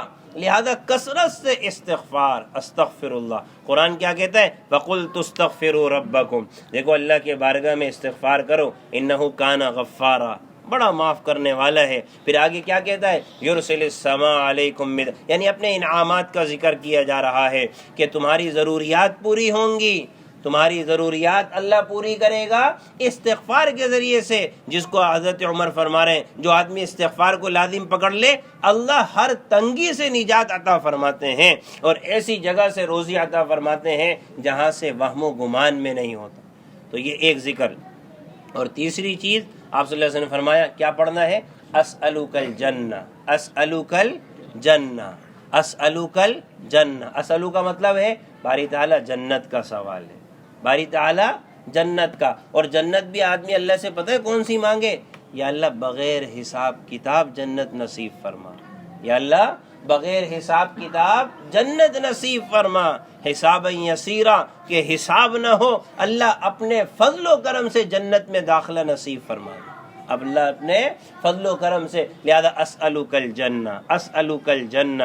اور چوتھی چیز نبی اکرم صلی اللہ علیہ وسلم نے فرمائی وَأَعُوذُ بِكَ مِنَ النَّارِ، اللہ سے جہنم سے خلاصی کا سوال کرو، جہنم سے خلاصی کا سوال کرو. باری تعالیٰ جہنم سے بچا، آگ سے بچا، آخرت کی آگ سے بچا، جہنم سے ہماری حفاظت فرما. اسألک الجنہ وَأَعُوذُ بِكَ مِنَ النَّارِ. یہ چار چیزیں رمضان کا ذکر ہے. بعض لوگ سوال کرتے ہیں کہ بھئی کوئی خاص وظیفہ رمضان کا بتا دیں. اللہ کے نبی نے بتا دیا، اللہ کے نبی نے بتا دیا. رمضان کا خاص وظیفہ کیا ہے؟ لا الہ الا اللہ، استغفر اللہ. یہ عربی دعا یاد کر لے، لا الہ الا اللہ، استغفر اللہ، اسألک الجنہ، اعوذ بک من النار. اعوذ بک بھی کہہ سکتے ہیں، اعوذ بک من النار، لا الہ الا اللہ، استغفر اللہ، اسألک الجنہ، اعوذ بک من النار. یہ رمضان کا وظیفہ ہے، آدمی اس کے پڑھنے کا اہتمام کرے. اس کے علاوہ بھی چاہے تو پڑھ لے، جیسا کہ روایت میں آتے آپ صلی اللہ علیہ وسلم نے فرمایا دو کلمات ایسے ہیں جو کہ جناب والا انتہائی ہلکے ہیں، انتہائی ہلکے ہیں، اللہ کے ہاں بڑے محبوب ہیں اور وزن میں بڑے بھاری ہیں، وزن میں بڑے بھاری ہیں. وہ کیا ہے؟ سبحان اللہ و بحمدہ سبحان اللہ العظیم، سبحان اللہ و بحمدہ سبحان اللہ العظیم. آپ فرما رہے ہیں بڑے ہلکے کلمے ہیں، آدمی زبان پہ اس کو ذرا لا کے دیکھے، سبحان اللہ و بحمدہ سبحان اللہ العظیم. بالکل آسان کلمہ اور اللہ کے ہاں انتہائی محبوب، اور وزن کے اعتبار سے آپ نے فرمایا بڑے اللہ کے ہاں بھاری ہیں. اس کے پڑھنے کا اہتمام کرے. تیسرا کلمہ آتا ہے، تیسرا کلمہ پڑھنے کا اہتمام کرے. بہرحال اپنے دلوں کو اللہ کے ذکر سے بھی آباد کرے. اور اس کے بعد رمضان کا مہینہ ہے، اللہ آپ کو بیٹھنے کی ہمت نصیب فرمائے. اور در حقیقت آپ کی ذات سے لوگوں کو فائدہ ہو رہا ہے، آپ کی ذات سے لوگوں کو فائدہ ہو رہا ہے. وہ یہ کہ جناب اصل موضوع یہ کہ رمضان کس طرح سے گزارنا ہے. میرا عزیزو یہ دو چند باتیں ہیں ٹوٹی پوٹی، ممکن ہے کسی کو سمجھ میں آ جائیں، کوئی عمل کر لے تو ہم سب کی نجات کا ذریعہ بنے، ہم سب کی نجات کا اللہ کے ہاں کوئی نیکی چھوٹی نہیں ہے۔ تو میرا عزیزو، اب ایک اور عمل کیا ہے کہ رمضان المبارک کا مہینہ ہم کس طرح سے مصروفیت سے گزاریں؟ نوافل کا اہتمام کریں، نوافل کا اہتمام کریں۔ باوضو رہیں، ہم نے پہلے کہہ دیا، باوضو رہنے کا اہتمام کریں۔ جہاں وضو کر کے کہیں ضرورت پڑے دوبارہ تحیۃ الوضو پڑھ لے، فوراً تحیۃ الوضو پڑھنے کا اہتمام کر لے۔ روایت میں آتا ہے جو آدمی وضو کر کے 2 رکعت نماز حضور قلب یعنی دل کی حاضری کے ساتھ پڑھ لے، اللہ جنت واجب کر دیتے ہیں۔ اللہ 2 رکعت نماز پڑھ لے، اللہ اس کے اوپر جنت واجب کر دیتے ہیں۔ میرا عزیزو، ہمیں چاہیے کہ ہم اپنے گھر کو بھی نماز سے آباد کریں، ہم اپنے گھروں کے اندر بھی نماز پڑھنے کا اہتمام کریں۔ ہمارے گھروں میں بھی کوئی جگہیں نماز کے لیے بھی ہونی چاہیے، باتوں کے لیے جگہیں ہیں، سونے کے لیے جگہیں ہیں، گیدرنگ کے لیے جگہیں ہیں، کھانے کے لیے جگہیں ہیں۔ کیا اللہ کی عبادت کے لیے بھی کوئی ہم نے جگہیں لگا رکھی ہیں؟ یہ اہتمام کی بات ہے، فرض واجب نہیں، ایک اپنا ایک تعلق اللہ سے۔ باری تعالیٰ یہ مقام آپ کی عبادت کا ہے، یہ مقام آپ کی۔ ایک بزرگ کا انتقال ہونے لگا، اب جس کمرے میں وہ بڑے میاں رہتے تھے، اس کمرے میں ان کی بیٹی آ کر رونے لگی، تو کیا کہنے لگے؟ تو رو مت، تیرے باپ نے اس کمرے میں 70,000 قرآن پڑھے، تیرے باپ نے اس کمرے میں 70,000 قرآن پڑھے ہیں۔ 2 باتوں کی طرف اشارہ کیا کہ دیکھ، تیرے باپ نے اللہ کو راضی کرنے کی کوشش کی ہے، میں اللہ سے ملاقات کرنے جا رہا ہوں، غمزدہ نہ ہو۔ اور دوسرا، دیکھ اس گھر کو بھی آباد کرنا تمہاری ذمہ داری ہے۔ یہ تیرے باپ کا جو کمرہ تھا، اس کو میں نے رب کے کلام سے معطر کر دیا، 70,000 قرآن میں نے اس کمرے میں پڑھنے کا اہتمام کیا ہے۔ تو میرا عزیزو، گھر میں بھی کوئی جگہیں ہونی چاہیے جس میں اللہ کو یاد کیا جائے، قرآن پڑھا جائے، نماز پڑھی جائے۔ میرا عزیزو، اس مقام کی نورانیت پورے گھر میں پھیلے گی، اس مقام کی نورانیت، اس مقام کی روحانیت پورے گھر میں پھیلے گی۔ اس کا اہتمام ہونا چاہیے۔ لہذا نوافل پڑھنے کا روایت میں آتا ہے، نبی اکرم صلی اللہ علیہ وسلم نے ارشاد فرمایا، جب آدمی نوافل پڑھتا رہتا ہے اللہ کا قریبی بندہ بن جاتا ہے، یہاں تک کہ اللہ اسے محبت کرنے لگ جاتے ہیں، وہ اللہ کا محبوب بندہ بن جاتا ہے۔ یہاں تک کہ اللہ کے نبی نے فرمایا اللہ کا اتنا محبوب بن جاتا ہے، اللہ فرماتے ہیں کہ میں اس کا ہاتھ بن جاتا ہوں جس سے پکڑتا ہے، میں اس کا کان بن جاتا ہوں جس سے سنتا ہے، میں اس کی زبان بن جاتا ہوں جس سے بولتا ہے، میں اس کا پیر بن جاتا ہوں جس سے وہ چلتا ہے، اور جو مجھ سے مانگتا ہے نا پھر وہ میں اس کو عطا کرتا ہوں، پھر وہ مجھ سے جو مانگتا ہے اس کو عطا کرتا ہوں۔ نوافل، کثرت سے نوافل پڑھنے والا بندہ۔ لہذا تحیۃ الوضو، تحیۃ المسجد، جیسی مسجد میں داخل ہو، اگر مکروہ وقت نہیں ہے 2 رکعت نماز نفل پڑھنے کا فوراً آدمی اہتمام کر لے، بیٹھنے سے پہلے مکروہ وقت نہیں ہے فوراً پڑھ لے۔ اور اسی طرح سے جناب والا فجر کی نماز کی اللہ سب کو توفیق نصیب فرمائے، ہمت نصیب فرمائے۔ فجر کی نماز سے فارغ ہوا، وہیں پر بیٹھا ہوا ہے، ذکر و اذکار کر رہا ہے، ذکر و اذکار سے فارغ ہوا، 2 رکعت نماز جناب والا اشراق کی پڑھ لے، کتنا ثواب؟ 1 حج اور عمرے کا ثواب۔ لیکن فضول باتیں، لایانی باتوں میں مشغول نہ ہو، اللہ کے ذکر میں مشغول ہو جائے۔ 2 رکعت نماز میں 1 حج اور عمرے کا ثواب۔ یہ اس امت کی خاصیت ہے کہ اس امت میں عمل مختصر ہے، ثواب زیادہ ہے۔ پچھلی امتوں کی عمریں زیادہ تھیں، اس امت کی عمریں کم ہیں اور عمل مختصر ہے، ثواب زیادہ۔ ابھی جو لیلۃ القدر اللہ ہم کو نصیب فرمائے، وہ 1000 مہینوں سے افضل رات ہے۔ اس کا پس منظر یہی تھا کہ جب صحابہ کے سامنے اللہ کے نبی نے پچھلے لوگوں کی عمر بیان کی اور اتنی عمر میں اللہ کی فرما برداری کرتے رہے، یا رسول اللہ ہماری عمریں تو 50 سے 60 70 سال ہوتی ہیں، اللہ نے ایک رات نصیب کر دی، اس کو پالو، 1000 مہینے سے افضل گویا کہ تم نے اللہ کی عبادت کی۔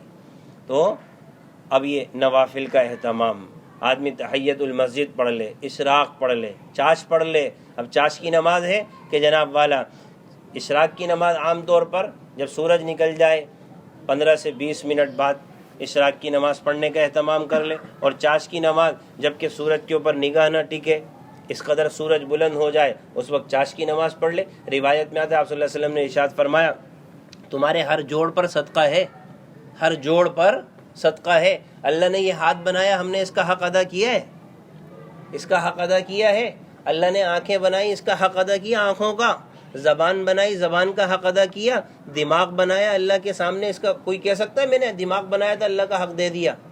کوئی کہہ سکتا ہے؟ اللہ نے مجھے پاؤں دیے تھے میں نے اللہ کا حق ادا کر دیا ہے؟ تو آپ صلی اللہ علیہ وسلم کیا فرما رہے ہیں؟ تمہارا جو یہ جوڑ ہے نا، یہ جوڑ جتنے بھی تمہارے یہ جو اعضاء ہیں ان کے اوپر صدقہ ہے، صدقہ۔ اب یہ صدقہ آدمی کے 360 جوڑ سنتے ہیں کہ انسان کے جسم میں، کہاں تک صدقہ ادا کرے؟ پھر آپ نے فرمایا کہ کیا ہے؟ لا الہ الا اللہ صدقہ، امر بالمعروف صدقہ، نہی عن المنکر صدقہ۔ اور پھر آپ نے فرمایا یہ تمام صدقات تمہارے ادا ہو جائیں، آپ نے فرمایا چاش کی 2 رکعت نماز پڑھ لو، سارا صدقہ ادا ہو گیا۔ چاش کی 2 رکعت نماز پڑھ لو، سارا جسم کا صدقہ ادا ہو گیا۔ لہذا رمضان المبارک کے مہینے میں خاص طور پر اہتمام کیا جائے کہ چاش کی نماز پڑھنے کا آدمی اہتمام کرے۔ ایک روایت میں آتا ہے آپ صلی اللہ علیہ وسلم فرمایا جو آدمی چاش کی نماز کا اہتمام کرتا ہے، اگر سمندر برابر اس کے سمندر کے جھاگ کے برابر گناہ ہو اللہ معاف فرما دیتے ہیں۔ اس کے آگے اگر نماز دیکھی جائے تو اوابین کی آتی ہے، 6 رکعت کم سے کم پڑھ لے، زیادہ سے زیادہ 20 رکعت پڑھنے کا اہتمام کر لے، اور اسی طرح سے چاش کی نماز 2 رکعت پڑھ لے، زیادہ سے 12 رکعت پڑھ لے، اسی طرح اوابین کی 6 رکعت پڑھ لے۔ روایت میں آتا ہے آپ صلی اللہ علیہ وسلم نے ارشاد فرمایا جو آدمی اس کے پڑھ لینے کا اہتمام کرے گا اگرچہ سمندر کے جھاگ کے برابر اس کے گناہ ہوں اللہ ان نماز کی وجہ سے اس کے معاف فرما دیں گے۔ لہذا اوابین کا اہتمام، اسی طرح سے تہجد کا اہتمام۔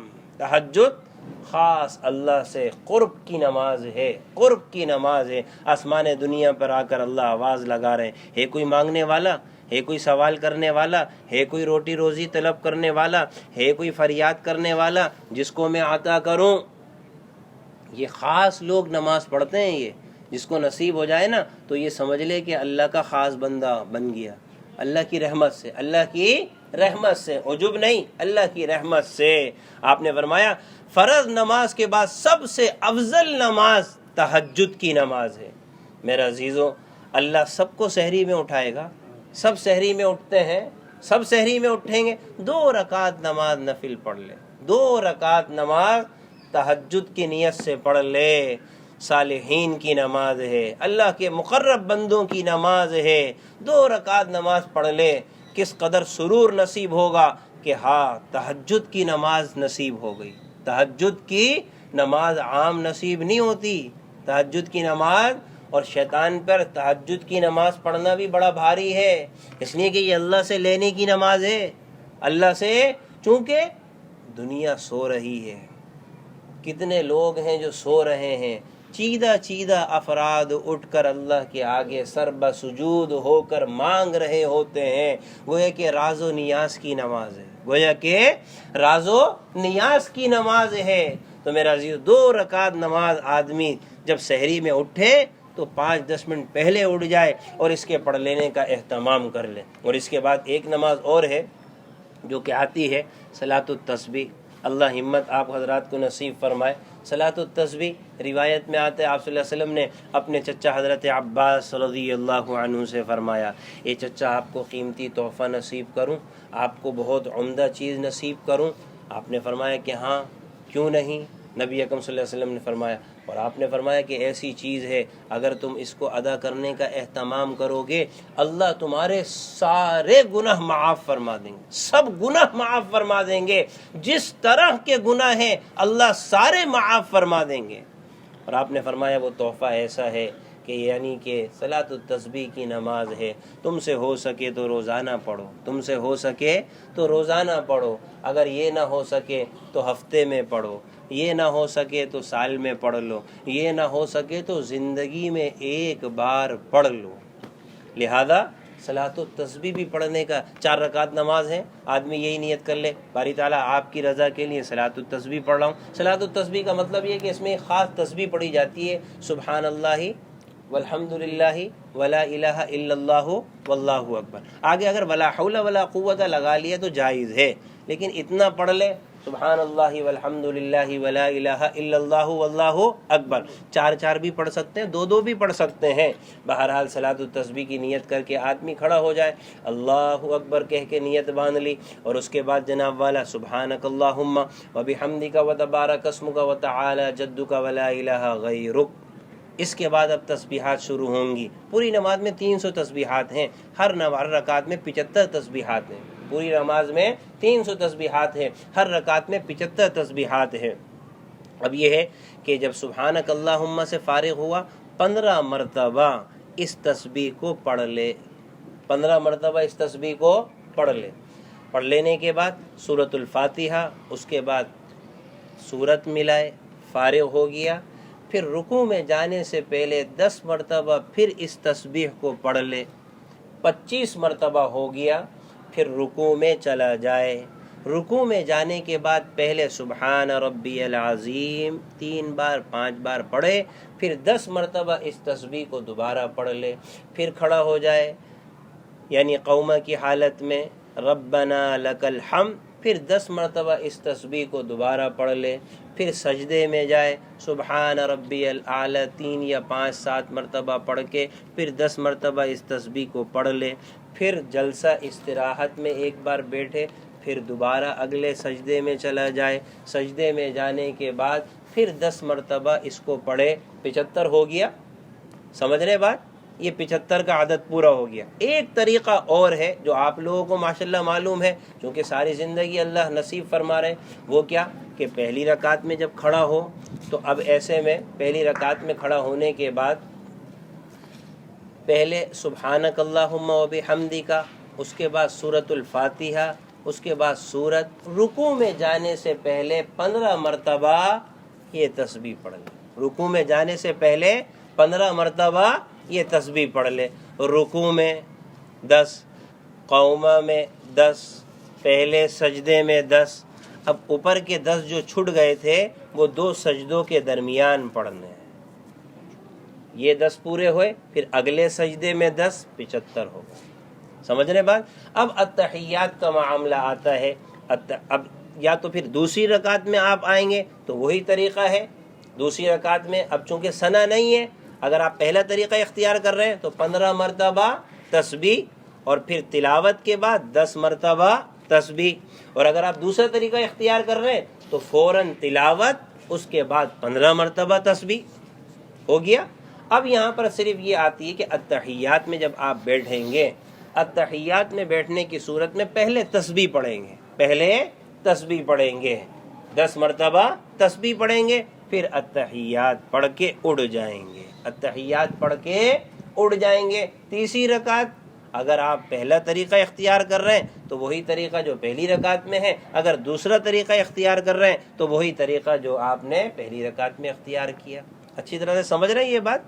یوں 75 مرتبہ ہر رکعت میں ہو کر در حقیقت یہ 300 مرتبہ پوری ہو جائے گی، 300 مرتبہ یہ پوری ہو جائے گی۔ لہذا یہ نماز بھی پڑھنے کا آدمی اہتمام کرے۔ مزید پوچھنے کی ضرورت ہو تو بھائی پوچھ لیا جائے، اپنے گھر والوں سے، اپنے گھر میں جو متعلقین ہیں ان سے سوال کر لیا جائے۔ بہرحال یہ صلاۃ التسبیح بھی آدمی پڑھنے کا اہتمام کرے، صلاۃ التوبہ بھی پڑھ لینے کا اہتمام کر لے، صلاۃ التوبہ بھی پڑھ لینے کا اہتمام کر لے۔ 2 رکعت نماز نفل، اللہ سے معافی مانگ لے۔ روایت میں آتا ہے جو 2 نفل پڑھ کے اللہ سے مانگے، اللہ اس کے گناہوں کو معاف فرما دیتے ہیں۔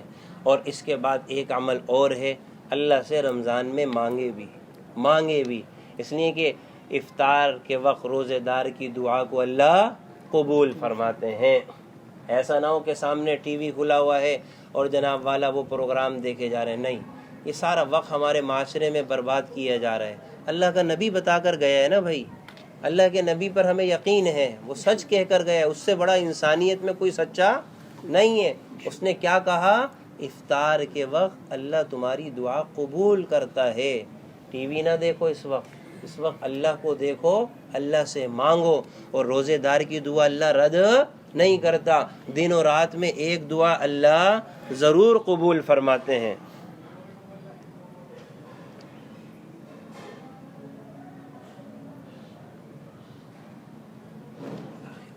تو اللہ تعالیٰ ایک دعا ضرور چھوٹ گیا کچھ نہیں اللہ تعالیٰ ایک دعا ضرور قبول فرماتے ہیں، ایک دعا اللہ ضرور قبول لہذا دعا مانگنے کا خوب اہتمام۔ لیکن ایک بات ذہن میں رکھیں، ہماری دعائیں اس وقت تک قبول نہیں ہوتی جب تک ہم دعاؤں میں جلدی مچاتے ہیں۔ دعاؤں میں جلدی مچانے کا مطلب پتہ ہی کیا ہے؟ آپ نے فرمایا تم دعا کرنے کے بعد کہو ہماری دعا تو قبول ہی نہیں ہوتی، ہماری دعا تو اللہ ایسے لوگوں کی دعا قبول ہی نہیں کرتا۔ اس لیے کہ اللہ کہتا ہے میں اپنے بندے کے ساتھ وہ جیسا میرے ساتھ گمان کرتا ہے نا، میں ایسے ہی اس کے ساتھ چلتا ہوں، جیسا میرے ساتھ گمان کرتا ہے۔ جب ہم نے گمان کر لیا اللہ قبول نہیں کر رہا تو ٹھیک ہے، بس آپ نے فرمایا تمہارے ایسے لوگوں کی دعائیں قبول نہیں ہوتی، لہذا دعاؤں۔ اور ایک آدمی اور ہے جس کی دعا قبول نہیں ہوتی، جس کا کھانا پینا حرام ہو، اکلہ و شرابہ و لباسہ حرام، دعا قبول نہیں۔ یا ربی کی صدائیں وہ لگاتا رہے، اللہ دعا قبول۔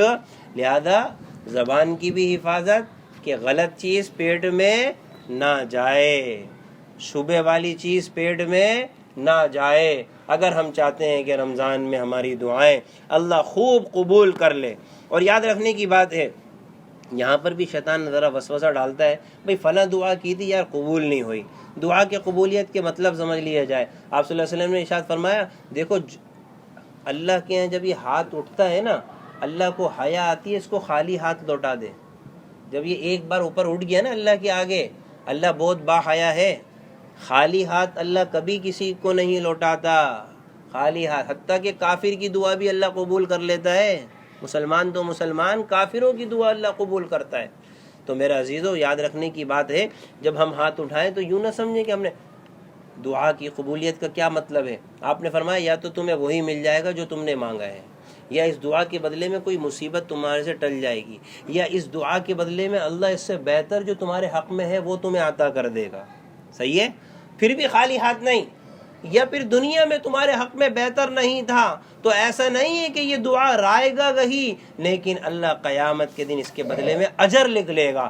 جب یہ بندہ اللہ کی بارگاہ میں حاضر ہوگا، اللہ کہے گا اے میرے بندے میں نے تجھ سے کہا تھا نا دعا کرنا، ادعونی کہا تھا نا، اور استجب لکم کا بھی کہا تھا، ہاں باری تعالیٰ تو نے دعا کی تھی، ہاں کی تھی، فلاں دعا کی تھی تو قبول کر لی تھی، فلاں دعا کی تھی اس کے بدلے میں فلاں کچھ مل گیا تھا، فلاں دعا کی تھی اس کے بدلے میں فلاں مصیبت ہٹ گئی تھی، فلاں دعا کی تھی اس کا کوئی اثر تجھ پر ظاہر نہیں ہوا تھا، اے میرے بندے اس کے بدلے میں یہ اجر لے لے۔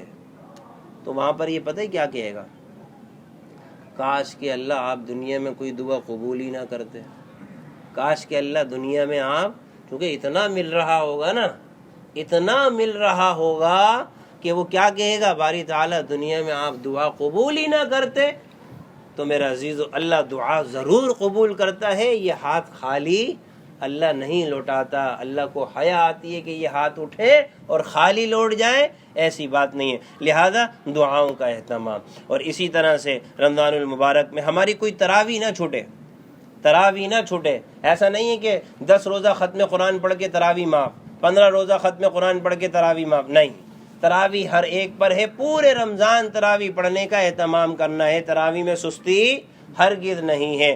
نماز ہماری کوئی نہ چھوٹے، ایک نماز پورے 30 دن ہم ہو سکے تو تکبیر اولا سے اول وقت میں اگر مستورات ہیں، اول وقت میں نماز پڑھنے کا اہتمام کریں، اول وقت میں۔ کوئی ہماری تراویح نہ چھوٹے، کوئی ہمارا روزہ نہ چھوٹے، کوئی ہماری نماز نہ چھوٹے۔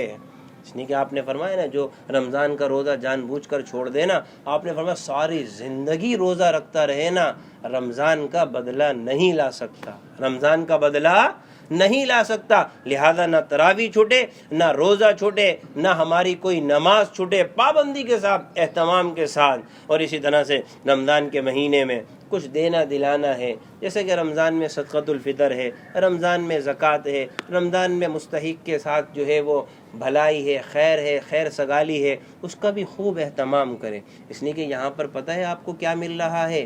ایک کے بدلے میں تو 10 ملتا ہی ملتا ہے، لیکن نفل کے بدلے میں فرض کا بھی ثواب مل رہا ہے، نفل کے بدلے میں فرض کا بھی ثواب مل رہا ہے، لہذا 10 تو 10 اور پھر وہ فرض، ہم تو اللہ سے یہی امید کریں گے نا باری تعالیٰ، 10 تو 10 ٹھیک ہے نفلی تھا لیکن آپ کے نبی نے فرما دیا وہ فرض بن جائے گا، لہذا باری تعالیٰ 10 فرض کا ثواب ملے، من جاء بالحسنۃ فلہ عشر امثالھا، لہذا دینے کا بھی اہتمام کیا جائے، غریبوں کا خیال ہے، صدقات ہے، نفل ہے یا زکوٰۃ ہے یا عطیات ہیں، خوب آدمی اس رمضان میں نکالنے کا اہتمام کرے۔ اور اسی طرح سے میرا عزیزو ایک بات یہ بھی ہے کہ رمضان المبارک کے مہینے میں آدمی ایک خاص بات جس کی طرف توجہ دلانی ہے وہ موبائل، واٹس اپ، فیس بک۔ میرے عزیزو یہ موبائل ایسی چیز ہے کہ آدمی اگر رات بھر بھی اس کو لے کر بیٹھ جائے نا تو صبح پتہ نہیں لگتی، صبح کیوں؟ اس لیے کہ اس کے ساتھ مشغول ہو گئے نا جس نے ہماری گمراہی کی قسم کھائی ہے، جس نے ہماری گمراہی کی قسم کھائی ہے، تیری عزت کی قسم، تیرے جلال کی قسم، جب تک کہ بنی آدم کی جان میں جان رہے گی گمراہ کرتا رہوں گا۔ ہم لوگ ایک بات کیا ہے سنتے ہیں نا، حضرت امام اعظم ابو حنیفہ رحمۃ اللہ علیہ کیا ہے، عشاء کے وضو سے فجر کی نماز پڑھتے تھے، عشاء کے وضو سے فجر کی نماز پڑھتے تھے۔ فلاں بزرگ، بات سمجھ میں آ رہی ہے، ایک رات میں 2 قرآن ختم کر لیا کرتے تھے۔ آدمی کہتا ہے ایک رات میں 2 قرآن، تو کیا سوتے نہیں تھے؟ یہ آرام نہیں کرتے تھے؟ اتنا کچھ یہ پڑھ لیا کرتے تھے۔ میرا عزیزو آج یہ ہم فیس بک دیکھ کے اندازہ کر لیں کہ اتنا کچھ ہم رات بھر میں دیکھ لیتے ہیں، اتنا کچھ ہم رات بھر میں، شیطان کیسے ہمارے کے وقت کو پھیلاتا رہتا ہے، کیسے وقت کو پھیلا رہا ہے۔ وہ اللہ کے قرآن میں سارے وقت کو لگا کر اس وقت کی برکتیں لوٹتے تھے، آج ہم اس وقت کی برکتوں کو اللہ کی نافرمانیوں میں لگا کر برباد کر رہے ہیں۔ سمجھ میں آ رہی بات؟ پوری رات فیس بک دیکھی اور صبح ہو گئی میرے عزیزو، پتہ ہی نہیں لگا، سحری کے وقت ماں نے آواز دی، اٹھے، سحری کھائی اور اس کے بعد پھر پڑ گئے اور بس اللہ حفاظت فرمائے۔ ابھی کام کاج پہ جانے کی ترتیب تو ہے ہی نہیں، ایسا نہ ہو کہ شیطان ہمیں اپنا بنا لے، شیطان ہمیں اپنا بنا لے، رات بھر فیس بک دیکھتے رہے، چونکہ سحری کھانی ہے کہ اگلے دن بھوکا رہنا ہے، سحری مجبوراً کھائی اور اس کے بعد پھر جو سوئے اور وہ 12-2 بجے تک سوتے رہے۔ میرے عزیزو یہ تو خسرت دنیا والآخرہ، یعنی بد نصیب ہے وہ آدمی جس نے رمضان کا مہینہ پایا پھر بھی اس کی مغفرت نہ ہوئی۔ اللہ کے نبی نے فرمایا آمین، اللہ کے نبی نے فرمایا آمین۔ آمین کا کیا مطلب ہے؟ ہاں ایسا ہی ہو، ہاں ایسا ہی ہو۔ لہذا اس موبائل کے حوالے سے، انٹرنیٹ کے حوالے سے، فیس بک کے حوالے سے میرا عزیزو اس سے بہتر ہے آدمی 40 دعائیں ذرا یاد کر لے، 6 کلمے ذرا یاد کر لے، 6 کلمے ذرا یاد کر لے، میری نماز کیسی ہے ذرا اس کا اہتمام کر لے، میری التحیات، کتنے لوگوں کو دعائے قنوت نہیں آتی؟ اللہم انا نستعینک ونستغفرک ونؤمن بک ونتوکل، ربنا پر گزارا کر رہے ہیں، باپ کا جنازہ ہے دعائیں نہیں آتی، خاموش، اس میں وقت صرف کر لے۔ آسان نماز مولانا عاشق الہی بلند شہر رحمۃ اللہ علیہ کی ہے، نماز کا طریقہ 6 کلمے، جنازے کا طریقہ، بات سمجھ میں آئی، پاکی ناپاکی کے مسائل اپنے پلو سے باندھ لے۔ میرا عزیزو یہ کل کام آنا ہے، یہ کل کام آنا ہے۔ اتنی ہمارے اندر ہمت ہونی چاہیے کہ باپ کا جنازہ پڑھا سکیں، باپ کا، لیکن آتا ہی نہیں ہے، مولوی صاحب کو ڈھونڈتے ہیں۔ باپ کو غسل دینا آتا ہی نہیں ہے، مولوی صاحب کو ڈھونڈتے ہیں۔ باپ کو کفن دینا آتا ہی نہیں ہے، مولوی صاحب کو ڈھونڈتے ہیں۔ ساری زندگی دنیا میں اڑا دی، ساری زندگی دنیا میں اڑا دی، میرا عزیزو جنازہ کیسے پڑھتے ہیں نہیں آتا، نماز کی دعائے قنوت کیا ہے نہیں آتا، سجدہ سہو اگر ہو جائے تو کیا کرنا ہے نہیں آتا۔ میرا عزیزو یہ رمضان کی راتیں ہیں، اس میں آسان نماز، مولانا عاشق الہی بلند شہید رحمۃ اللہ علیہ کی چھوٹا سا کتابچہ ہے، آدمی اس کو پکڑ لے، جنازہ سیکھ لے، اتحیات سیکھ لے، نماز سیکھ لے، رکوع کا طریقہ سیکھ لے، نماز کی ادائیگی سیکھ لے۔ میرا عزیزو یہ بنیادی چیزیں جو انسان کی زندگی کی ضرورت ہیں۔ ماں کا جنازہ ہے، دعا نہیں پڑھنی آتی، خاموش کھڑے ہوئے، جنازہ بھی پڑھنا نہیں آتا، امام نے کہا اللہ اکبر تو آسمان کی طرف دیکھ رہے ہیں۔ میرا عزیز سچی بات بتا رہا ہوں، جنازہ پڑھنا نہیں آتا۔ انتقال کس کا ہوا؟ ماں کا۔ ماں کا حق ہے نہیں ہے؟ ارے مسلمان کا حق ہے، مسلمان پر اگر مر جائے تو جنازہ پڑھے۔ جب ماں یا باپ کا انتقال ہو جائے تو کیا اولاد پر حق نہیں ہے؟ لیکن پڑھنا ہی نہیں آتا، لیکن پڑھنا ہی نہیں آتا۔ میرے عزیزو یہ غنیمت کا وقت ہے، فرصت کا وقت ہے، آدمی فرصت کو بروئے کار لے کر آئے، ورنہ پھر جناب والا قبر میں جا کر افسوس کرے گا کاش کچھ اور وقت مل جاتا، اللہ کو راضی کر کے آ جاتا، لیکن نہیں، وقت گزر گیا۔ حضرت عبداللہ ابن عمر رضی اللہ عنہ فرماتے، روایت میں آتا ہے گھوڑے پہ سوار جا رہے، ایک ساتھی بھی پیچھے بیٹھا ہوا ہے، یہاں تک کہ قبر کے پاس سے گزرے، حضرت عبداللہ ابن عمر اتر گئے، اترنے کے بعد 2 رکعت نماز نفل پڑھی اور پھر سواری پہ بیٹھے جانے لگے۔ انہوں نے کہا کہ یہ آپ کے رشتہ دار تھے کیا؟ یہ آپ کے رشتہ دار تھے کہ آپ نے 2 نفل پڑھی؟ کہنے نہیں، میں نے اللہ کے نبی سے سنا ہے کہ جب بندہ قبر میں چلا جاتا ہے تو اس بات کی تمنا کرتا ہے کاش کہ اس کو 2 رکعت نماز نفل پڑھنے کا اور موقع مل جاتا۔ آج اللہ نے مجھے موقع دیا ہے نا، اللہ نے مجھے موقع دیا ہے، تو میں نے اس قبر والے کو دیکھ کر 2 نفل پڑھ لی تاکہ قبر میں جا کر حسرت نہ، یعنی وقت کو کیسے قیمتی بنا رہے ہیں، وقت کو کیسے قیمتی بنا رہے ہیں۔ تو میرا عزیزو اسی طرح سے یہ وقت قیمتی ہے، اس کو کچھ سیکھنے سکھانے میں لگایا جائے۔ قرآن ایک عام سوال ہے، ہمیں قرآن پڑھنا آتا ہے میرا عزیزو؟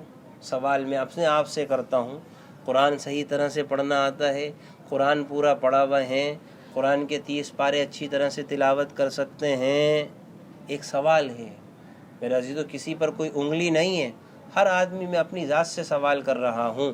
اگر ایسی بات ہے تو کم سے کم قرآن کو سیکھ لے، رمضان کی راتوں میں قرآن سیکھ لے، نماز سیکھ لے۔ میرا عزیزو آج اللہ نے بتا دیا امت کو، ٹھیک ہے اس کے پیچھے کیا کچھ معاملات تھے، کیا کچھ تھے نہیں تھے، آج گویا کہ امت کو بتا دیا کہ دیکھو اللہ کتنا قادر مطلق ہے۔ اللہ ہم مانتے تھے ایمان کے اعتبار سے، لیکن اپنی عقل اور ہوش کو استعمال جب عملی طور پر آئے تو اب سمجھ میں آ رہا ہے۔ اللہ نے وہ وقت بھی لا کر ہمیں دکھا دیا کہ ہم اپنی عبادت گاہوں میں تمہارے سجدوں کے محتاج نہیں۔ سچی بات ہے کہ نہیں ہے؟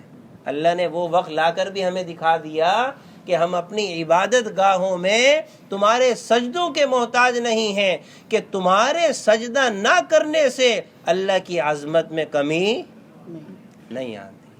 کیا مسجدیں بنتی ہیں اللہ کی عظمت میں نعوذ باللہ کمی آ گئی؟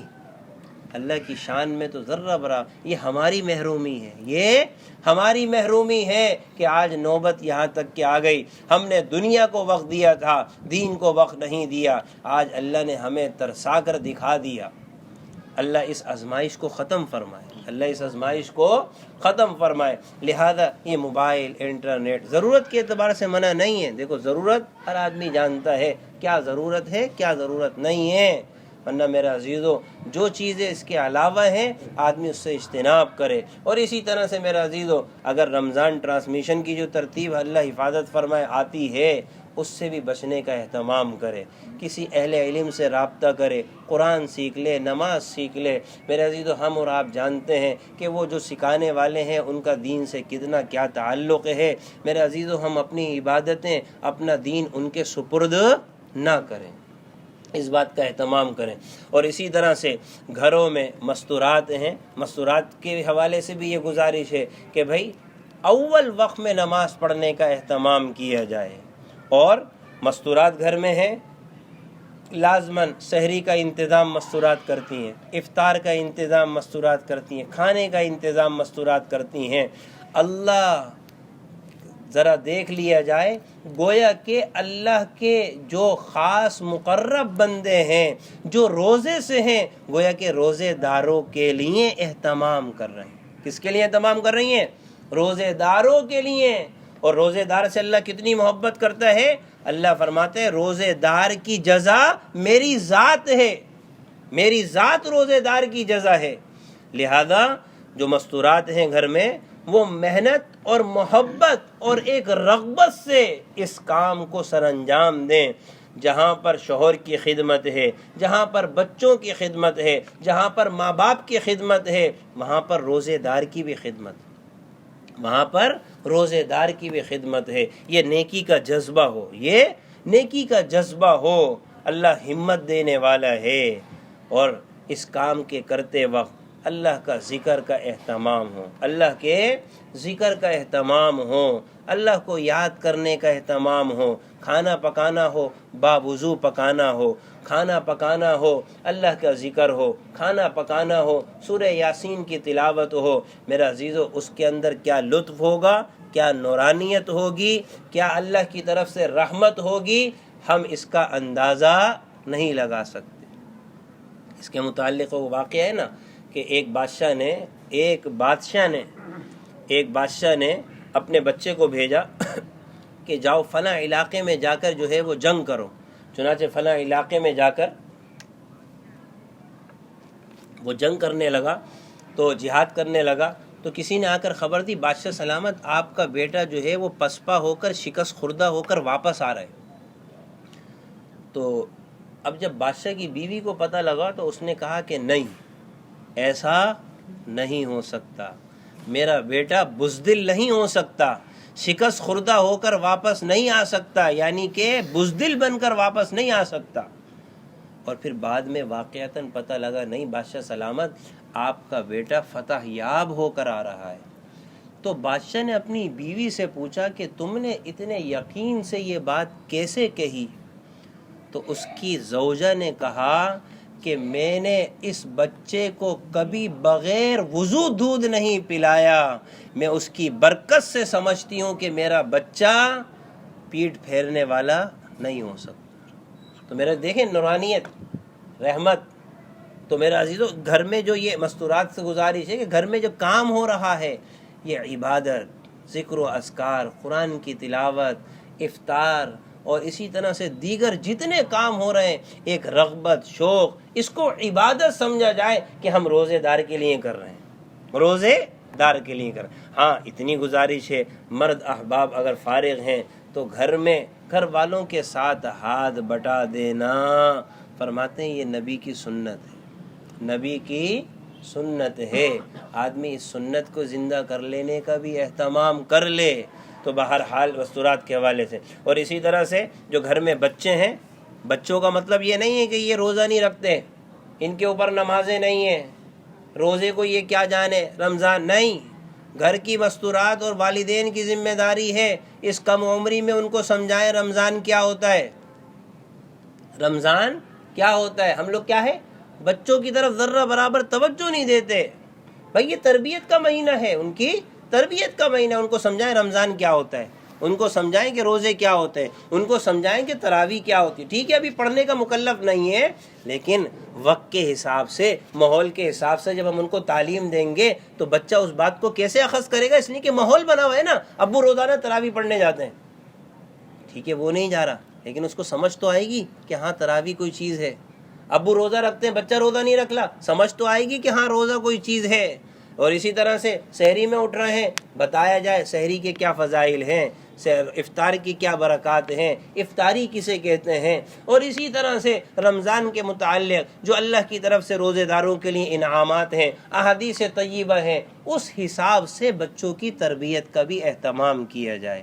ایسا نہ ہو کہ جناب والا بچے برائے بچے آدمی سمجھ کر ان کو چھوڑ دے اور ان کی طرف توجہ نہ کرے، اس بات کا بھی اہتمام کیا جائے۔ آخری بات یہ عرض کرتا ہوں کہ بھائی وقت جو ہے قیمتی بنایا جائے، وقت کو سو کر نہ گزارا جائے، کہ ایسا نہ ہو کہ بھئی آج کل شغل بند ہے، دکانیں بند ہیں، ایسا نہ ہو کہ جناب والا صبح سحری کھا کر جو سوئے تو جناب ظہر کی نماز میں اٹھ رہے ہیں، ظہر کی نماز میں اٹھ رہے ہیں، اور ظہر کی نماز کے بعد جناب والا تھوڑا بہت ادھر ادھر بیٹھے، اور پھر عصر ہو گئی، پھر مغرب ہو گئی، اور پھر رات بھر جناب والا گپ بازی میں وقت گزرا، اور اس کے بعد سحری ہو گئی، اور اس کے بعد پھر صبح سونا شروع کر دیا۔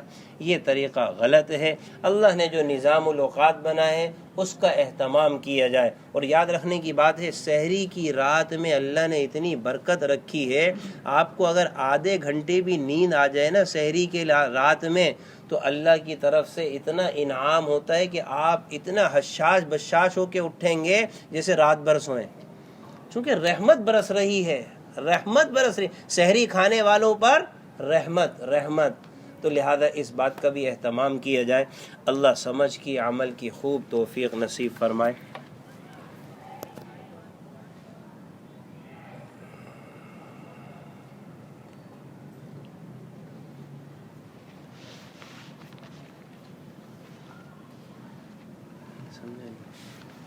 کی وجہ سے نمازیں چھتوں پر ہو رہی ہیں تو تحیۃ المسجد کا پوچھ رہی ہے۔